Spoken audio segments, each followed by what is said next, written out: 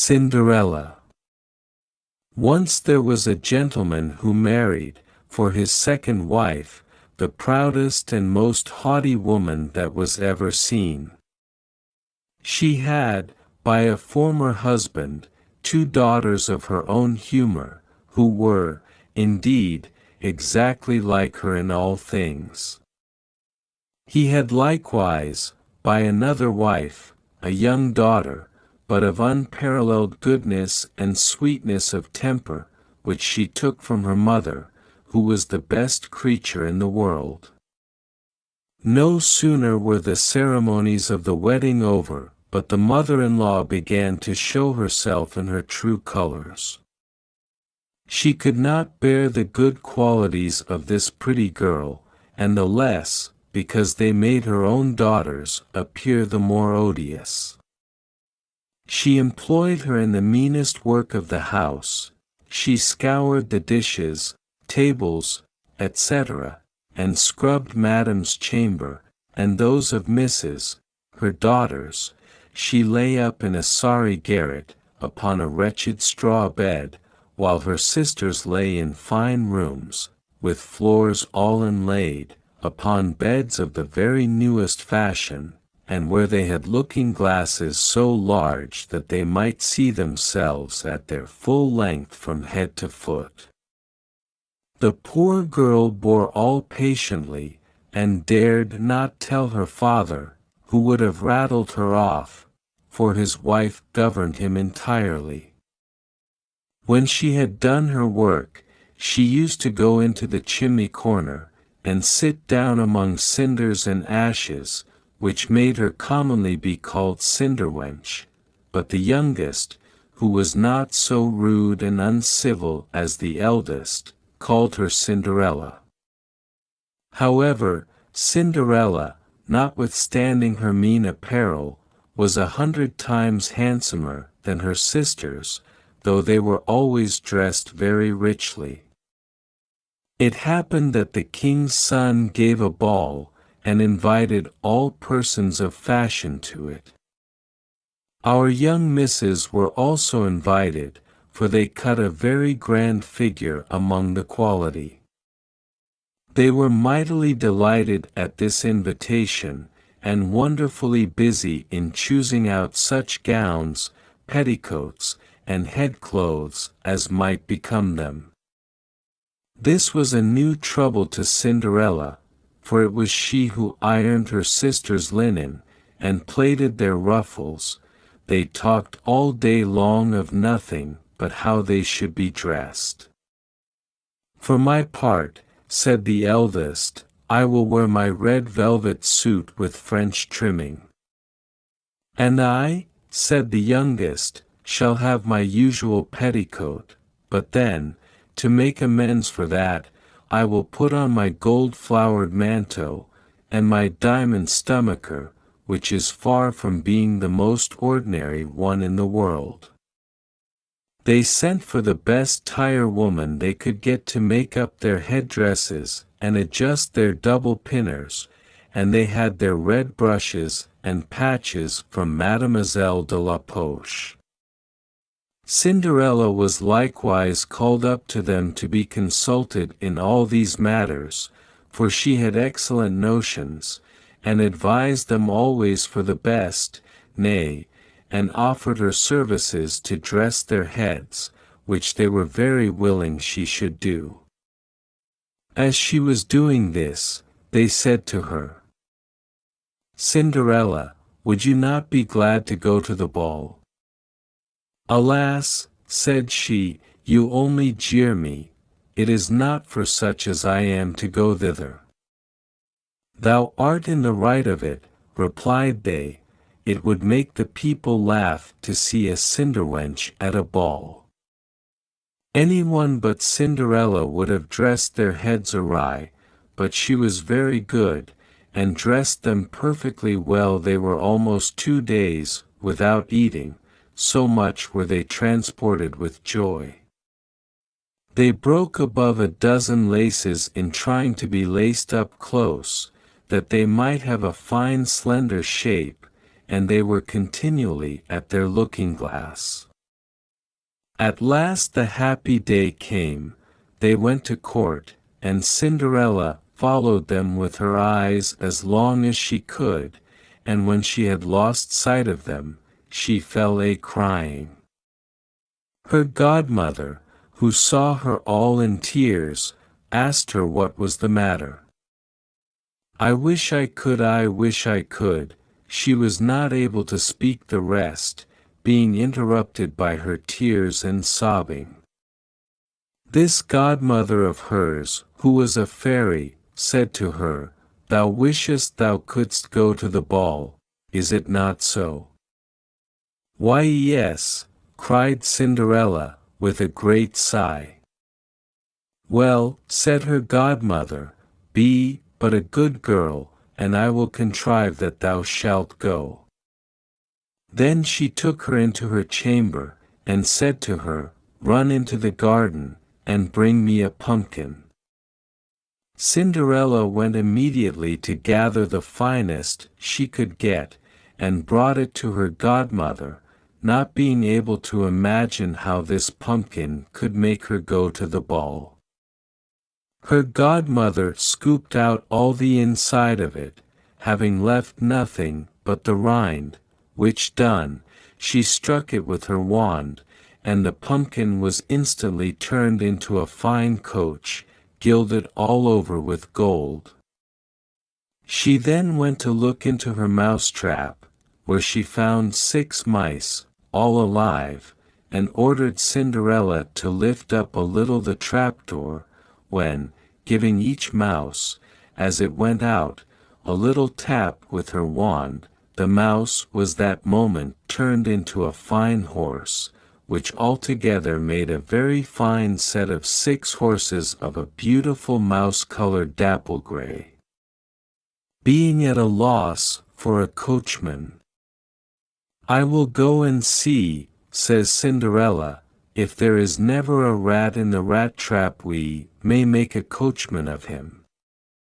Thou art in the right, replied her godmother, go and look. Cinderella brought the trap to her, and in it there were 3 huge rats.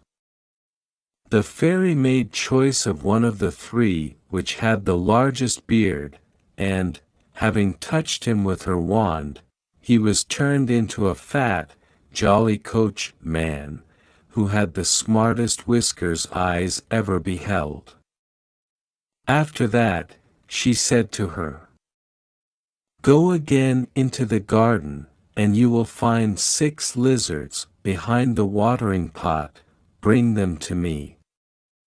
She had no sooner done so but her godmother turned them into 6-foot men, who skipped up immediately behind the coach, with their liveries all bedaubed with gold and silver, and clung as close behind each other as if they had done nothing else their whole lives.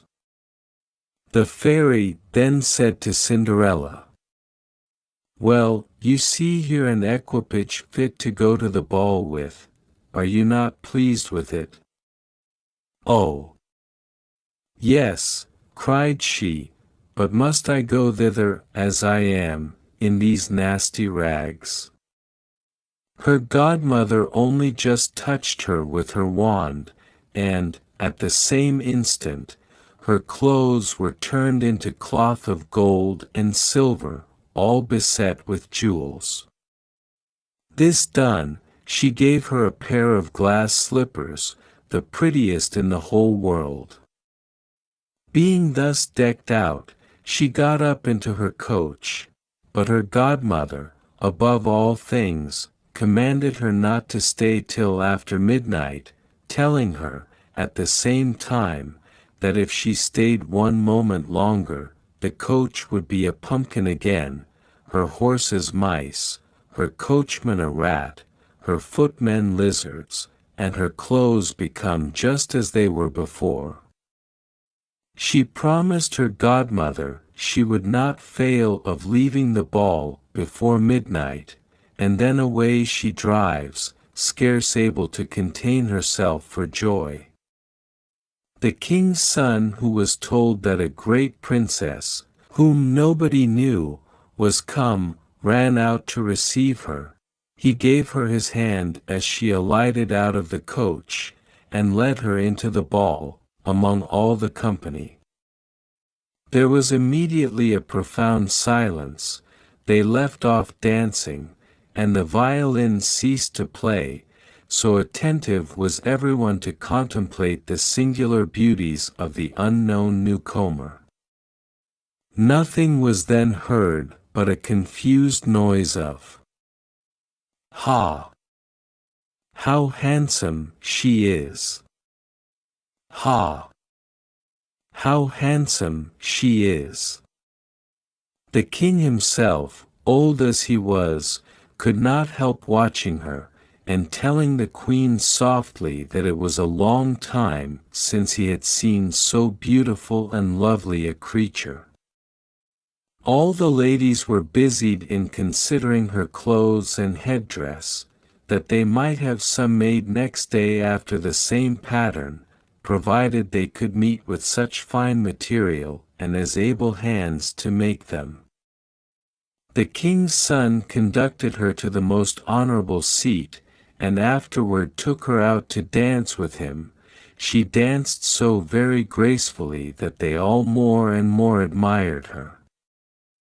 A fine collation was served up, whereof the young prince ate not a morsel, so intently was he busied in gazing on her. She went and sat down by her sisters, showing them 1,000 civilities, giving them part of the oranges and citrons which the prince had presented her with, which very much surprised them, for they did not know her. While Cinderella was thus amusing her sisters, she heard the clock strike 11 3/4, whereupon she immediately made a courtesy to the company and hasted away as fast as she could.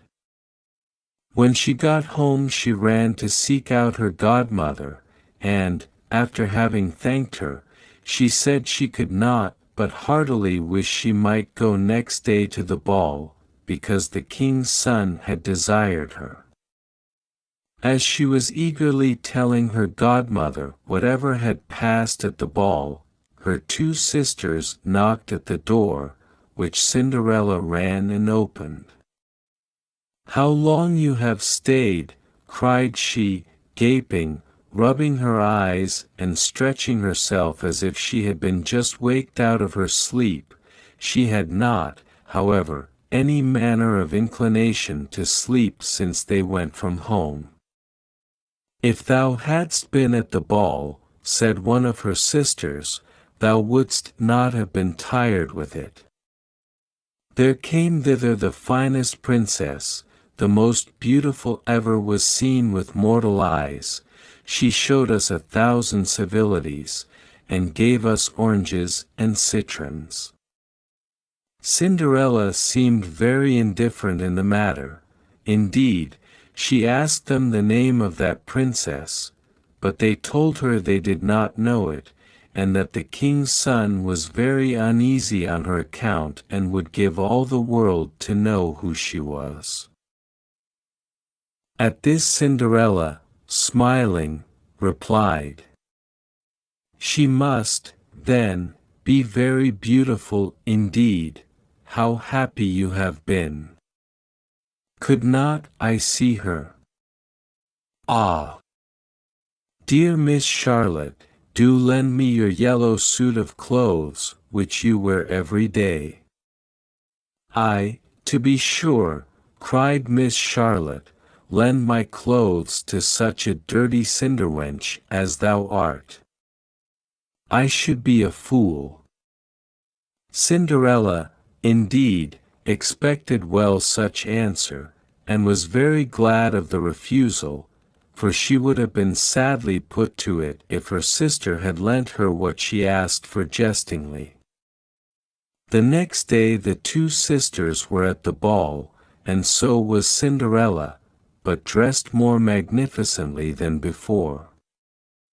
The king's son was always by her, and never ceased his compliments and kind speeches to her, to whom all this was so far from being tiresome that she quite forgot what her godmother had recommended to her, so that she, at last, counted the clock striking 12 when she took it to be no more than 11. She then rose up and fled, as nimble as a deer. The prince followed, but could not overtake her. She left behind one of her glass slippers, which the prince took up most carefully. She got home, but quite out of breath, and in her nasty old clothes, having nothing left her of all her finery but one of the little slippers, fellow to that she dropped. The guards at the palace gate were asked if they had not seen a princess go out, who said they had seen nobody go out but a young girl, very meanly dressed, and who had more the air of a poor country wench than a gentlewoman. When the two sisters returned from the ball, Cinderella asked them if they had been well diverted, and if the fine lady had been there.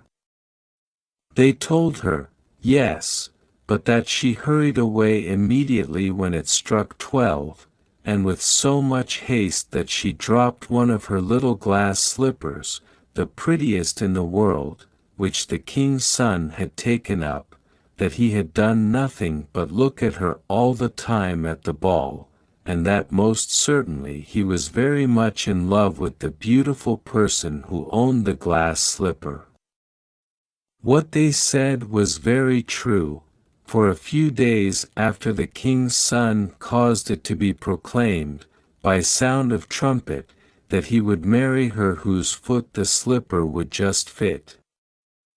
They whom he employed began to try it upon the princesses, then the duchesses, and all the court, but in vain. It was brought to the two sisters, who did all they possibly could to thrust their foot into the slipper, but they could not effect it. Cinderella, who saw all this, and knew her slipper, said to them, laughing, "Let me see if it will not fit me." Her sisters burst out laughing, and began to banter her. The gentleman who was sent to try the slipper looked earnestly at Cinderella, and, finding her very handsome, said it was but just that she should try, and that he had orders to let everyone make trial. He obliged Cinderella to sit down, and, putting the slipper to her foot, he found it went on very easily, and fitted her as if it had been made of wax. The astonishment her two sisters were in was excessively great, but still abundantly greater when Cinderella pulled out of her pocket the other slipper, and put it on her foot.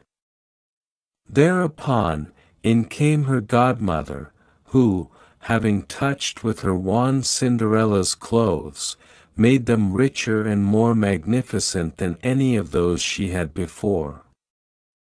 And now her two sisters found her to be that fine, beautiful lady whom they had seen at the ball.